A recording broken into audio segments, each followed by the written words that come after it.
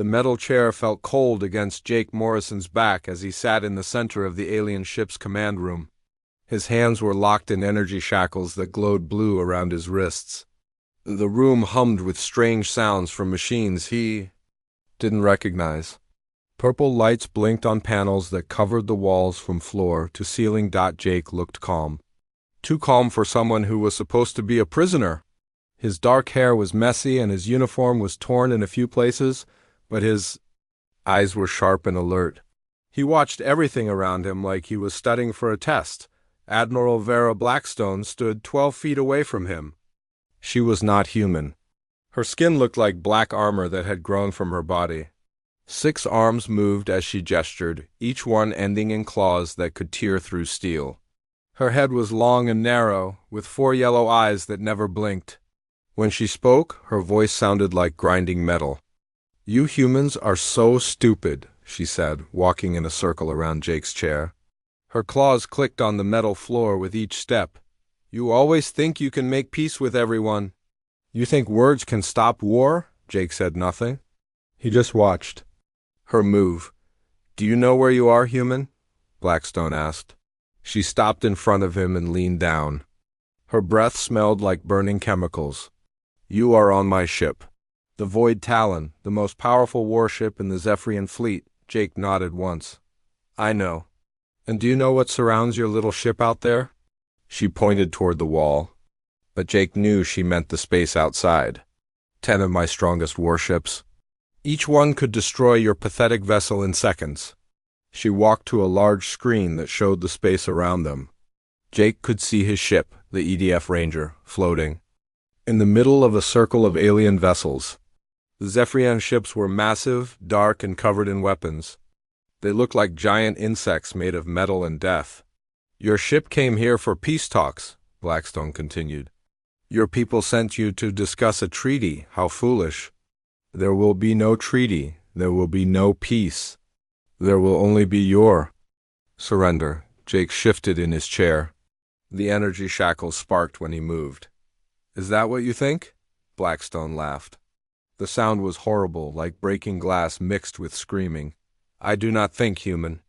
I know, you came here with 1 small ship and a crew of 50. I have 10 warships and 3,000 warriors. The numbers are simple. Numbers," Jake repeated. He almost smiled. "Yes, numbers are important." "You seem very calm for someone who is about to die," Blackstone said. She moved closer again. All humans this stupid when they face death." "I'm not facing death," Jake said quietly. "I'm facing you." Blackstone's 4 eyes narrowed. "What does that mean?" Jake looked around the room. He counted 6 Zephyrian soldiers standing guard. Each one held a weapon that could burn a hole through his chest. More aliens worked at the control panels, their claws dancing over buttons and switches. "It means I know who you are, Admiral Vera Blackstone," Jake said. "3rd daughter of the Zephyrian War Council. Commander of the 7th Attack Fleet, winner of the Battle of Rigel Prime, destroyer of the Centauri colonies." Blackstone stepped back, her claws opened and closed. "How do you know these things?" "I know a lot of things," Jake said. "I know you graduated from the War Academy with perfect scores. I know you've never lost a battle. I know you think humans are weak because we try to talk before we fight." "We have fought humans before," Blackstone said. "You always lose, do we?" Jake asked. "Then why are you here? Why did you need to trick me into coming to this meeting? If humans are so weak, why not just attack Earth directly?" Blackstone's mandibles clicked together. It was a sign of anger. "We are gathering information, learning your weaknesses." "Learning," Jake repeated. "That's interesting. So you admit you don't know everything about us?" "We know enough," Blackstone snapped. "We know you are soft. We know you care too much about your individual lives. We know you would rather talk than fight." Jake leaned forward in his chair. The energy shackles crackled with power. "And what have we learned about you?" "What? You heard me. What have we learned about you, Admiral?" Blackstone was quiet for a moment. Around the room, the other Zephyrians had stopped working. They were listening. "You have learned nothing," Blackstone said finally.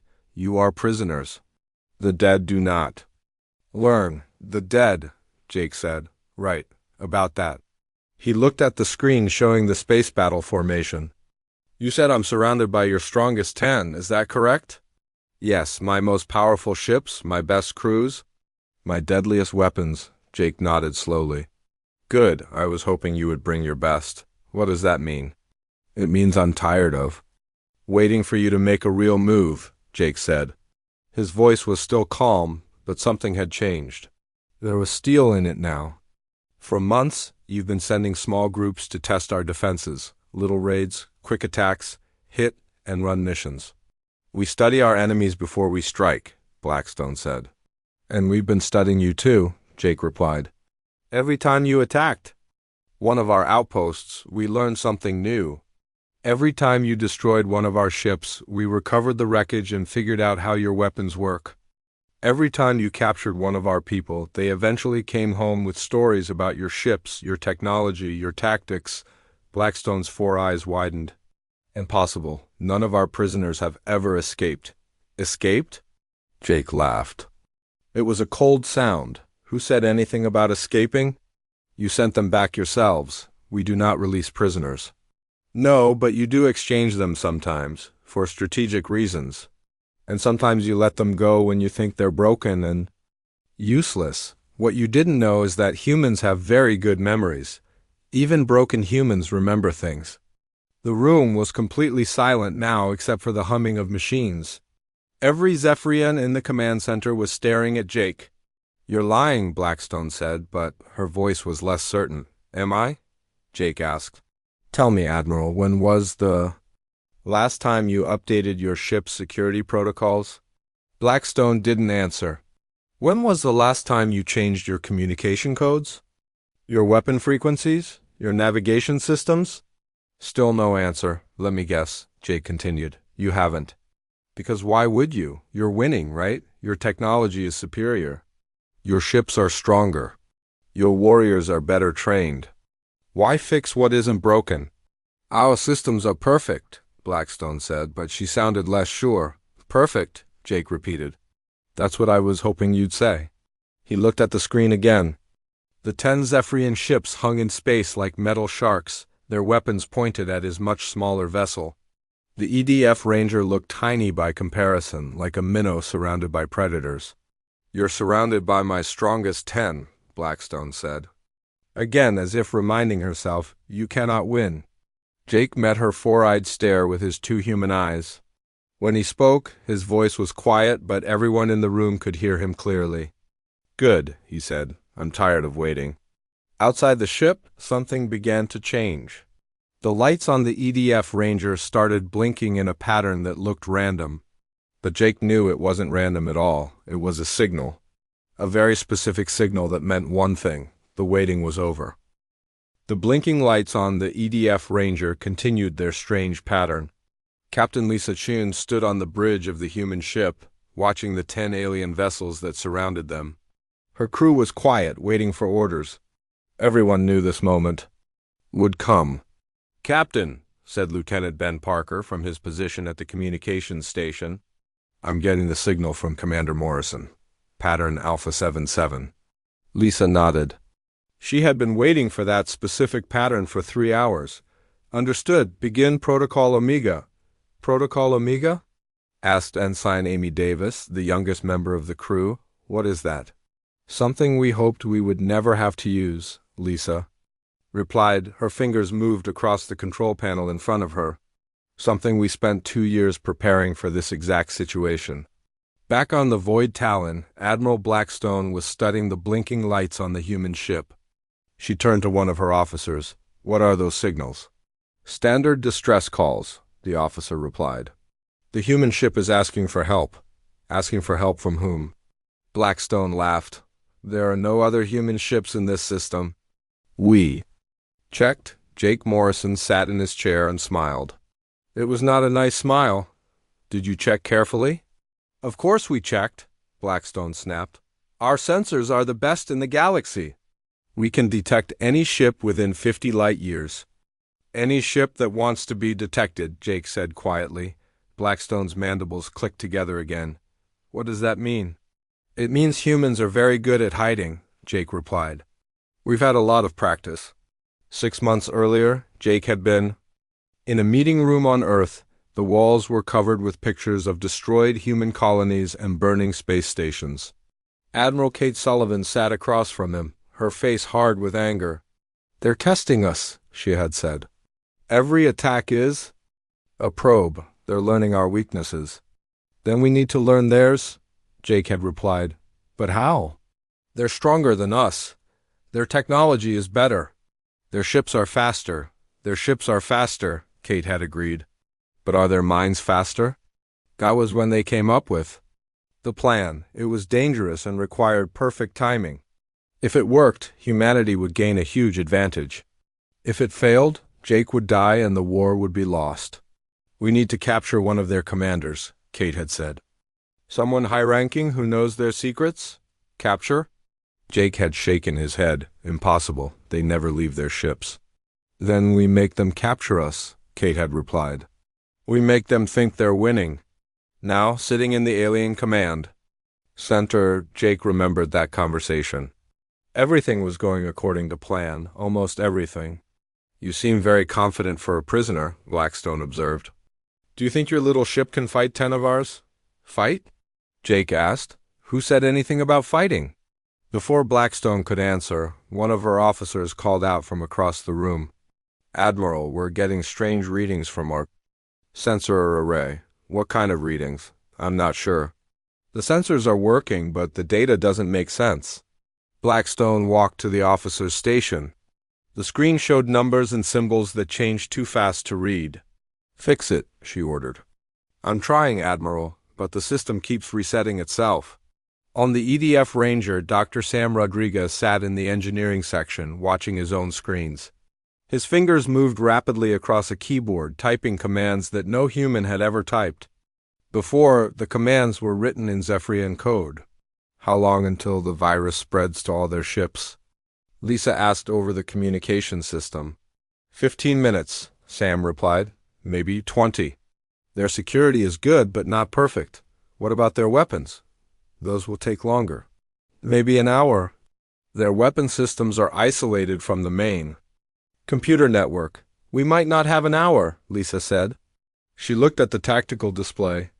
The alien ships were moving into attack formation. Ben, any word from the commander?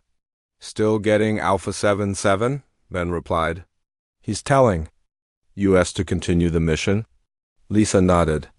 Jake was buying them time, but she didn't know how much time they had. Back on the Void Talon, more officers were reporting problems. Admiral, our communication system is acting strange. We're getting random signals from our own ships. And our navigation computers are showing false readings, added another officer. According to the sensors, we're moving in 3 directions at once. Blackstone's 4 eyes turned to Jake. What are you doing? Me? Jake asked. I'm sitting in a chair with my hands locked up. What could I be doing? Your ship is doing something to our systems. My ship is surrounded by your strongest 10, Jake reminded her. How could one small human ship affect your perfect technology? Blackstone was quiet for a moment. Then she spoke to her officers. Run a full diagnostic on all systems. Find the source of these problems. Already running diagnostics, Admiral, one of them replied. But the diagnostic programs are also malfunctioning. Then run them manually. We're trying, but our manual controls are responding slowly. Jake watched the growing confusion on the alien bridge. Everything was happening exactly as planned. The virus that Sam Rodriguez had created was spreading through the Zephyrian computer network like a disease. It didn't destroy anything immediately. Instead, it made small changes. It slowed down processes. It changed numbers by tiny amounts. It made reliable systems become unreliable. You know what your problem is? Jake asked Blackstone. What? You think technology is about building better machines. But humans learned a long time ago that technology is about understanding how machines work, all machines. Even machines we didn't build. Impossible, Blackstone said. Our technology is completely different from yours. Different materials, different energy sources, different programming languages. Different, yes, Jake agreed, but not impossible to understand. Do you know what humans did before we had spaceships? Blackstone didn't answer. We fixed things, Jake continued. We took apart machines and put them back together. We studied how they worked and figured out how to make them work better, or how to make them stop working. You're lying. Am I? Jake asked. 3 years ago, you attacked the research station at Kepler 186. You destroyed the station, but you left the wreckage. What you didn't know is that humans always study wreckage. We took apart every piece of your technology we could find.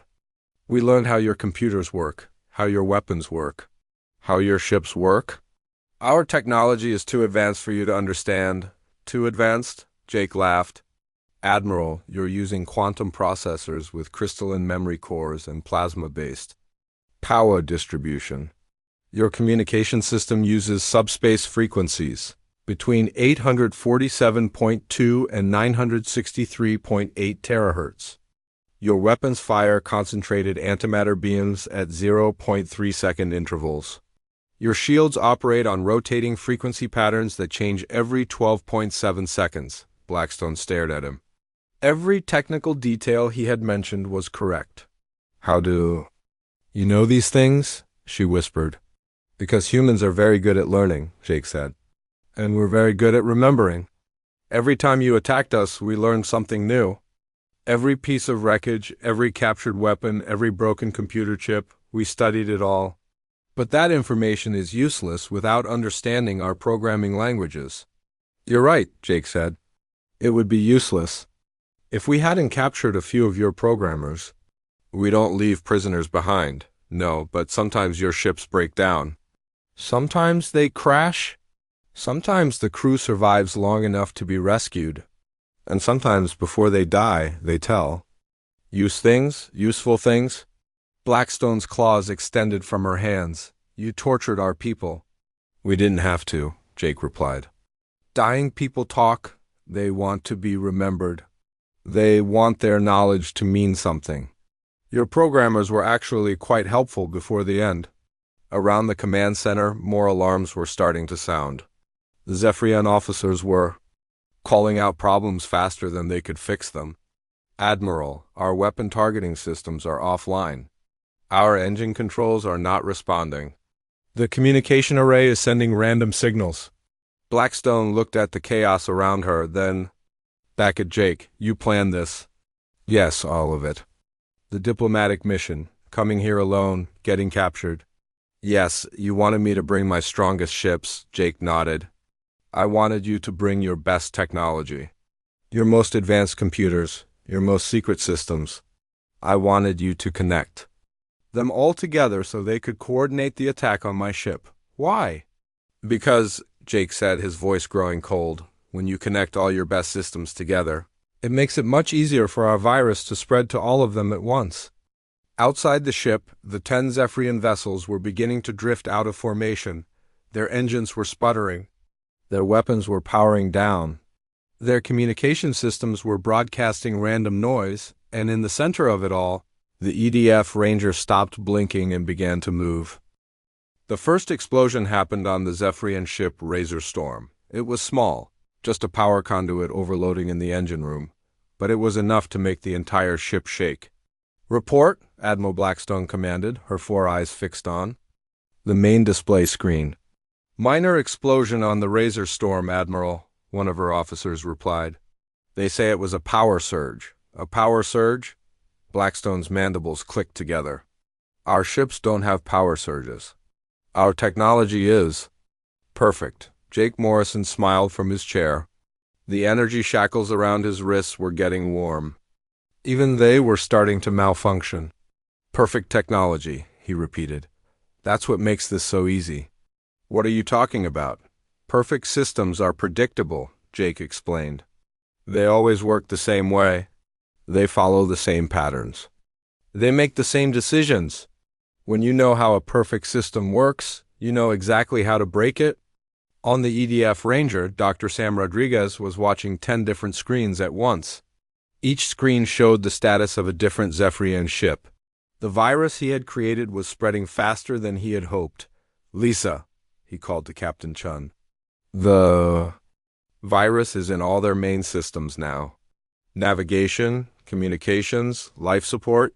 Everything is connected to everything else, just like Jake said it would be." "What about their weapons?" Lisa asked. "Still working, but not for long. The virus is making small changes to their targeting computers. Instead of hitting what they aim at, their weapons will miss by just a few degrees." "A few degrees doesn't sound like much." "At this distance, a few degrees means missing by several miles," Sam replied. "Their weapons will be useless." "How long until they figure out what's happening?" "They already know something is wrong," Sam said. "But they don't know what." "The virus doesn't look like a virus? It looks like normal system failures, random problems." "Bad luck," Lisa nodded. The best part of Jake's plan was that the Zephyrians would waste time trying to fix problems instead of realizing they were under attack. Back on the Void Talon, the problems were getting worse. 3 more ships had reported explosions. The communication system was sending messages to the wrong ships. The navigation computers were showing that some ships were in 2 places at once. "This is impossible," Blackstone said, staring at the displays. "Our systems are built with multiple backup systems. If one fails, another takes over." "That's true," Jake agreed. "But what happens when the backup systems are also infected?" "Infected? You mean like a disease?" "Exactly like a disease," Jake said. "A digital disease. Something that spreads from one computer to another.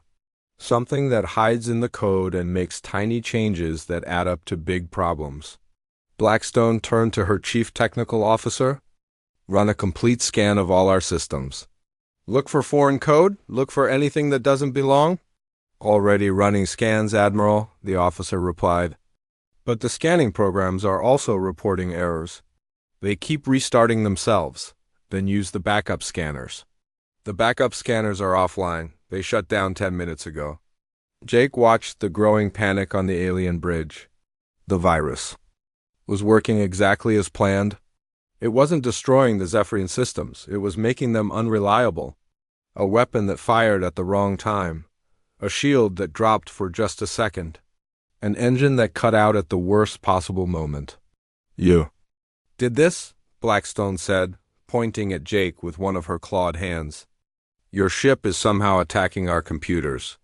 "My ship is surrounded by your strongest 10, Jake reminded her. "How could one small human ship do anything to your perfect technology?" "I don't know, but you're doing it. Am I?" Jake asked. "Or are your perfect systems just breaking down on their own?" The truth was that Jake's ship wasn't attacking the Zephyrian computers directly. The virus had been uploaded months ago, hidden in the wreckage of a human ship that the Zephyrians had captured. When they studied the wreckage, they had accidentally installed the virus into their own systems. It had been waiting, copying itself, spreading through their networks. The signal from the EDF Ranger hadn't uploaded the virus. It had activated it. "Admiral," another officer called out. "The Thunderwing is reporting that their weapons are firing by themselves." "What do you mean, firing by themselves?" "They're not pressing the firing buttons, but the weapons are activating. They've already used up half their ammunition shooting at empty space." Blackstone's 4 eyes went wide. "Tell them to shut down their weapon systems." "They're trying, but the shutdown commands aren't working." "Then tell them to cut power to the weapons manually." "They say the manual controls are not responding." Jake listened to the reports with satisfaction. The virus was designed to take control of automated systems. The more automated a system was, the more vulnerable it became. The Zephyrians had built their ships to be as automated as possible. Every system was controlled by computers. Every decision was made by machines. It made their ships very efficient, but it also made them very easy to sabotage. "This is getting worse," Blackstone said. "Officer, send a message to the fleet. Tell them to prepare for emergency jump to hyperspace." "I'm trying, Admiral, but our long-range communications are down." "Then use the backup system. All communication systems are malfunctioning." We can only send short-range signals. Fine, signal the ships to retreat using light signals. Flash the running lights in the emergency pattern. The officer tried to activate the ship's external lights, but nothing happened. The lighting system is not responding, Admiral. Jake could see the fear growing in Blackstone's eyes. Her perfect fleet was falling apart, and she didn't know how to stop it.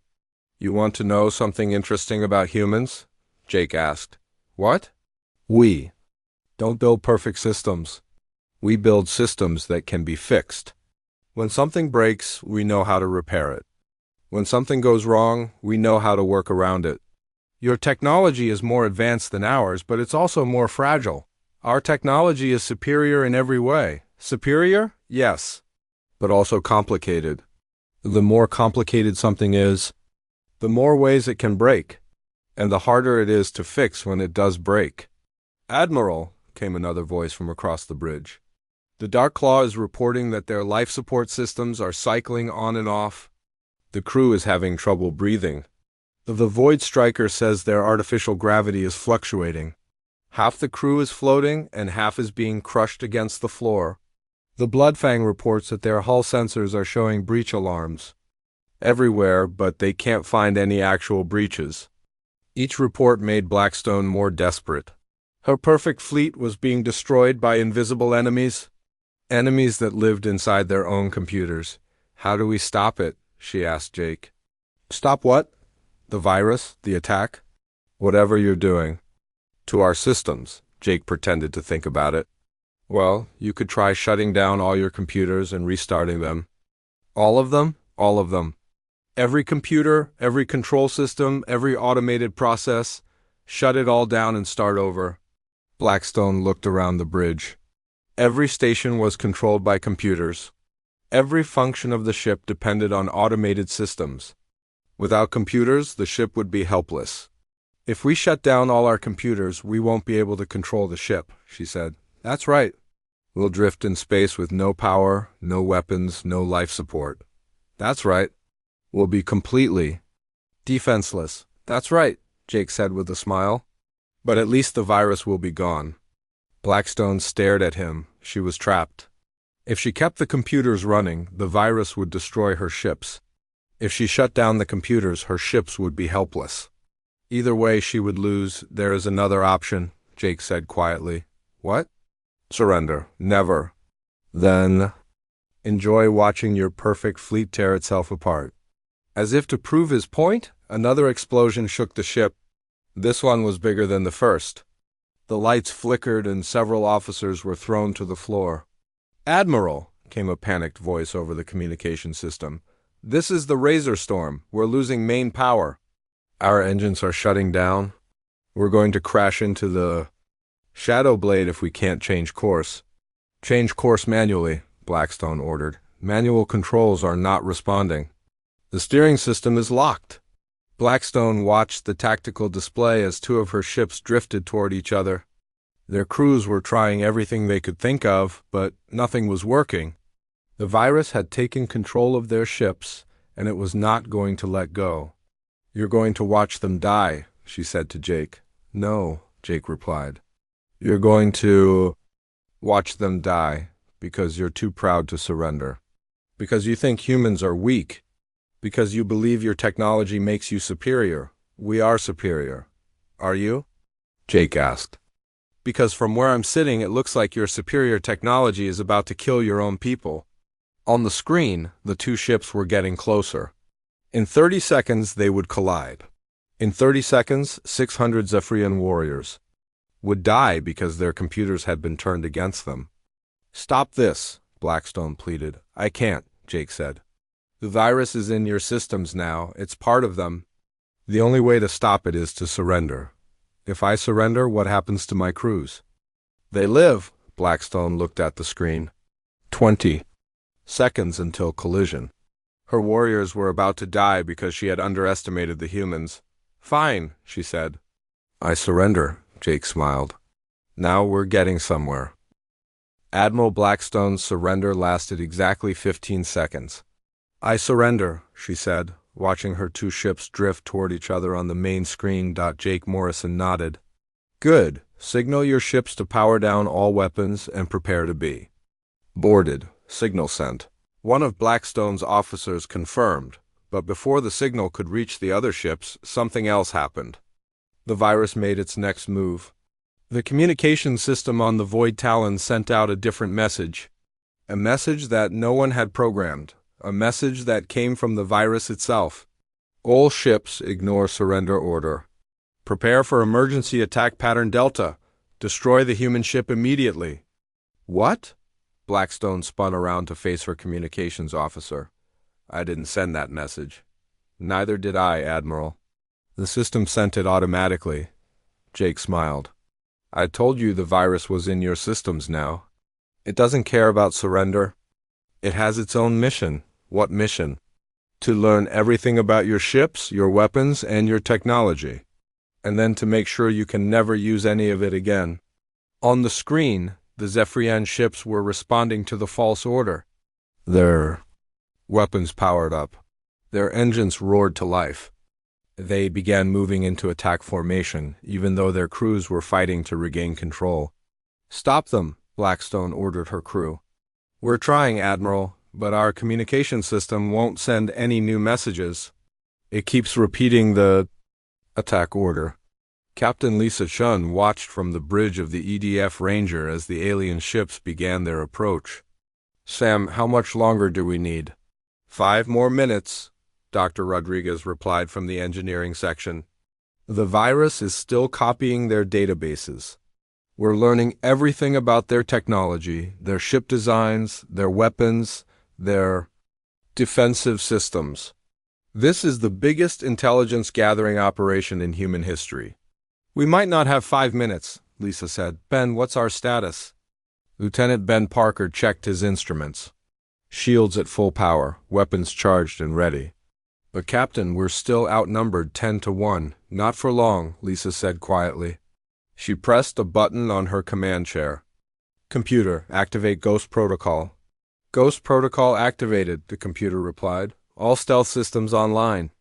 Around the EDF Ranger, space itself seemed to bend. The ship didn't disappear, but it became much harder to see. Human stealth. Technology was different from anything the galaxy had seen before. Instead of making ships invisible, it made them blend into the background.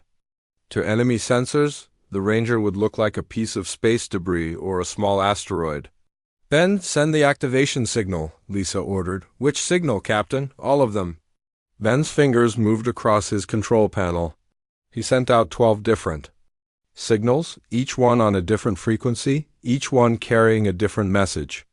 The signals spread out in all directions, reaching every corner of the star system. Jake Morrison sat in his chair on the Void Talon and felt the ship shudder as its weapons powered up. Admiral Blackstone was screaming orders at her crew, but the ship's computers weren't listening to her anymore. They were listening to the virus. You did this on purpose, she said to Jake. You wanted my ships to attack each other? Not just attack each other, Jake replied. I wanted them to show me everything they could do. Every weapon, every defensive system, every tactical maneuver, the virus is recording all of it. Why? Because the next time we fight your people, we'll know exactly what to expect. We'll know how your ships move, how fast they can turn, how much damage they can take. We'll know the range of your weapons and how long they take to recharge. We'll know everything. This is just one battle, Blackstone said. You can't learn everything from one battle. Can I? Jake asked. Your ships are the best the Zephyrian Empire has to offer. Your crews are the most experienced. Your technology is the most advanced. If we can defeat you, we can defeat anyone. The first shots were fired by the Thunderwing. Its massive plasma cannons sent bolts of superheated energy toward the EDF Ranger. But the shots missed.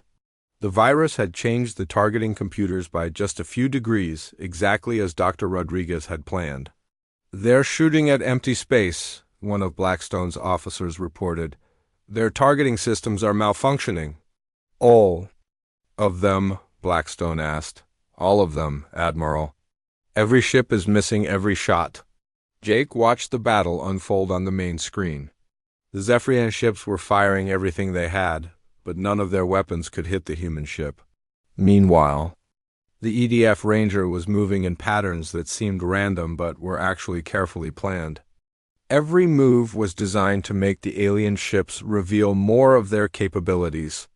"Captain Chin is a good pilot," Jake said to Blackstone. "She's making your ships work very hard to try to hit her. The harder they work, the more we learn." "Learn? What?" "Everything. How fast your ships can turn. How quickly your weapons can track a moving target. How long your shields can withstand indirect hits from your own weapons. You see, some of your ships are so desperate to hit my ship that they're firing through the positions of your other ships." Blackstone looked at the screen and saw that Jake was right. Her ships were so focused on destroying the human vessel that they were accidentally shooting at each other. Their shields were absorbing the hits, but each impact revealed more information about their defensive capabilities. "This is insane," she said. "My crews are the best in the galaxy. They don't make mistakes like this." "Your crews aren't making mistakes," Jake explained. "Your computers are.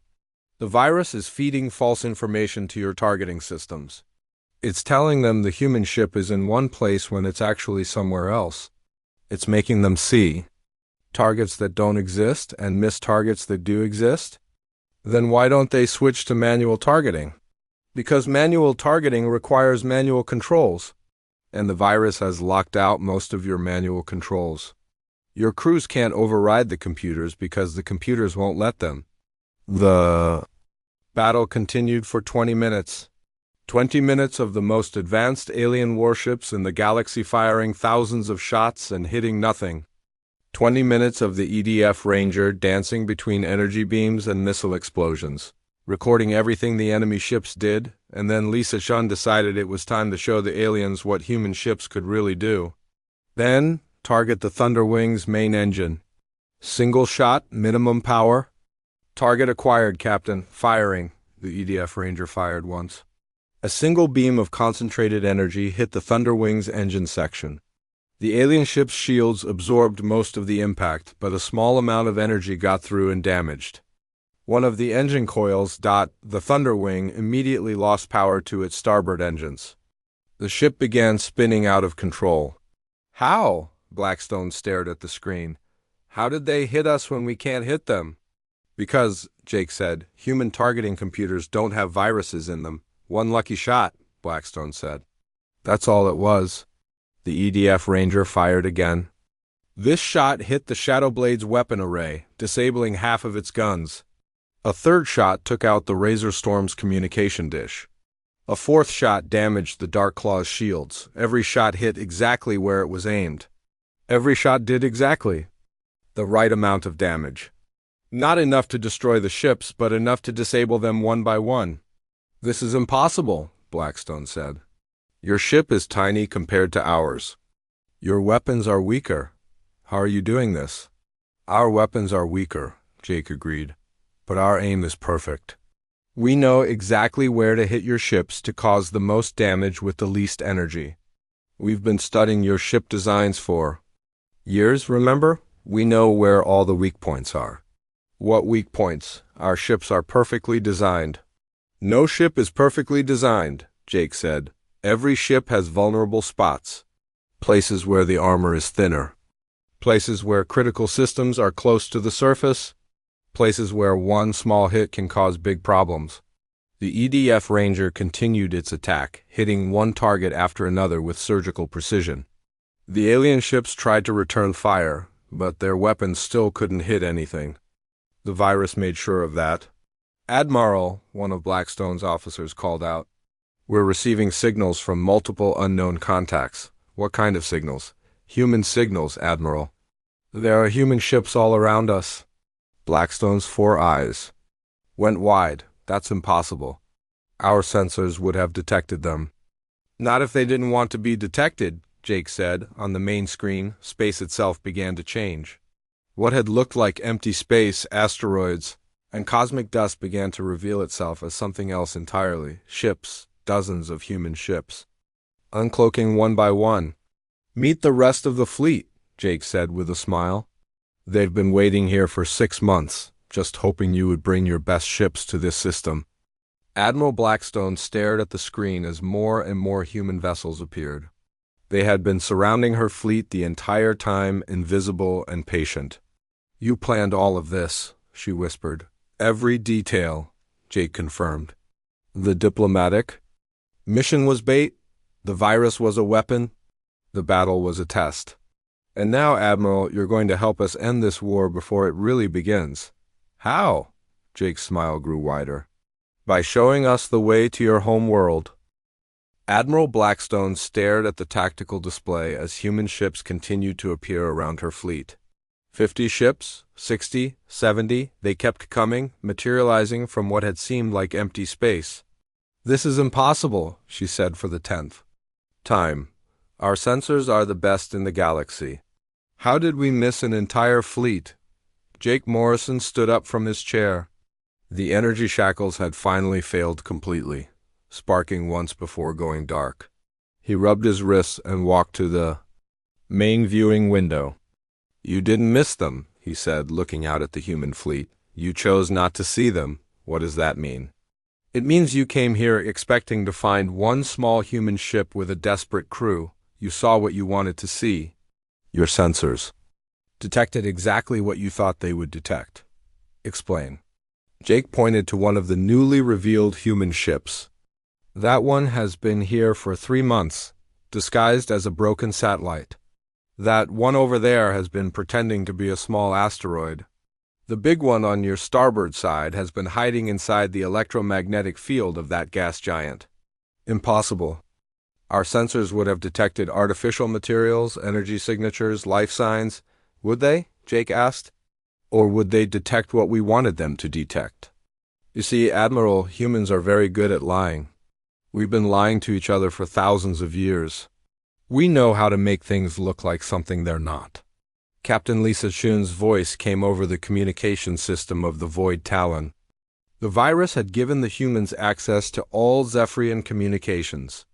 Admiral Blackstone, this is Captain Chien of the EDF Ranger. You are surrounded and outgunned. Your ships are disabled and your weapons are useless. Surrender now, and we will. Spare your crews. Blackstone looked around her bridge. Half of her officers were injured from equipment failures. The other half were desperately trying to regain control of their systems. She had no weapons, no shields, and no way to escape.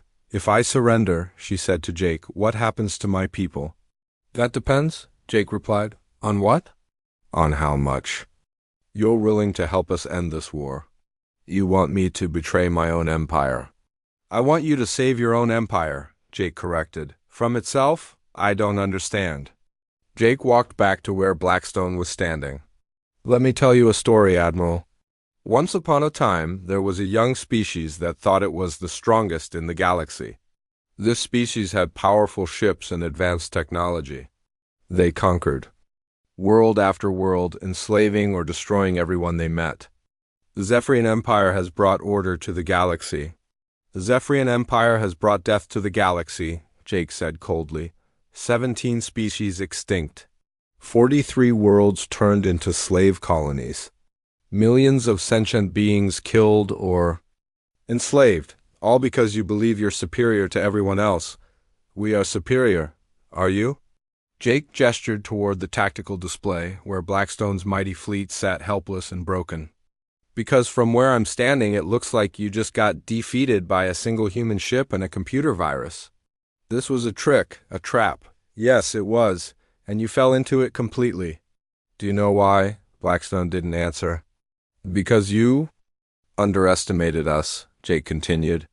You thought humans were weak because we try to talk before we fight. You thought we were stupid because we care about individual lives. You thought we were harmless because we don't go around conquering planets. You are harmless. This is just one battle. Admiral, Jake said quietly, this isn't one battle. This is the end of your empire. The main screen flickered and changed. Instead of showing the space battle, it now showed something else. A star map. The Zephyrian Empire's star map, with all their military bases, colony worlds, and fleet positions, marked in detail. How did you get this? Blackstone whispered. Your computers have been very helpful, Jake replied. While we were talking, the virus was copying everything. Every file, every database, every secret document. We now know the location of every Zephyrian world, every military installation, every fleet deployment. That information is encrypted with quantum-level security. Encrypted with quantum-level security that we've been studying for 3 years, Jake corrected. You see, Admiral, when you attacked our research stations, you left behind computer fragments.